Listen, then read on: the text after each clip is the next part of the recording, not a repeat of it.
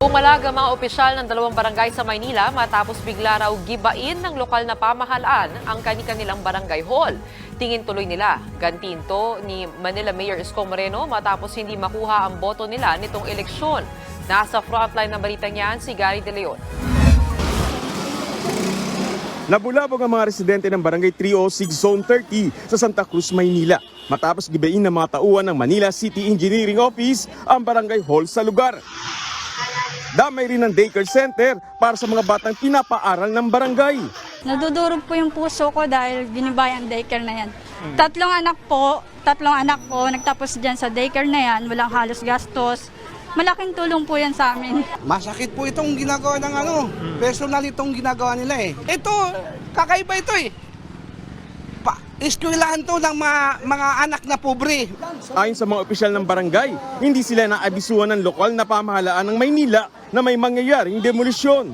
Nagulat kasi ako dahil po may sulat naman ako sa kanila na pinipigilan po yan ay may permit papanahon ni Ramon Bagatsing. Ngayon, dinala ko rin ang sulat sa DILG at may sulat din akong sinulat doon. Una, hindi naman nila tinanggap yun sa engineering at may utos daw sa taas. Harang daw kasi sa kalsada ang barangay hall, pero git ni Amisola, ginawa ng pay parking ng LGU ang kalsada sa kahabaan ng Carlos Palanca Street. Tingin tuloy niya, ganti ito ni Manila Mayor Isko Moreno dahil natalo ang tumakbong Pangulo sa kanilang barangay. BBM Sara po kami at hindi naman po ako, kaya siguro yan ang ginawa. Natalo rin siya rito? Talo rin siya rito dahil landslide si Marcos dito. Kinumpirma rin ng tauhan ng City Engineering Office na utos ng alkalde ang paggiba ng barangay.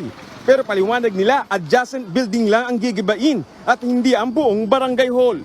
Dati naman wala yun eh. Yun na nakakasakop lang sa bangketa at saka sa kalsada. Ang order po nito galing sa city.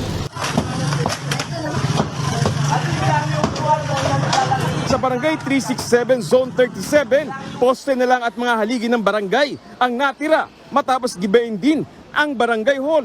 Ang mga gamit ng barangay, mistulang mga basurang itinambak lang sa kalsada.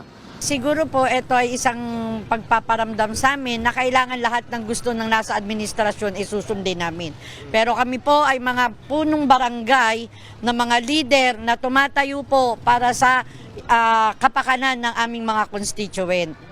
Ipinagtataka rin ng chairman kung bakit hindi kasama sa giniba ang mga nakaharang din na bahay at tindahan. Dahil sa demolisyon, apektado ang operasyon ng dalawang barangay. Nananawagan sila sa Department of Interior and Local Government na mabigyan ng pansamantalang tanggapan. Sinubukang hingin ng News 5 ang pahayag ni Mayor Moreno pero wala pa siyang tugon dito. Nagbabalita mula sa Frontline, Gary De Leon, News 5.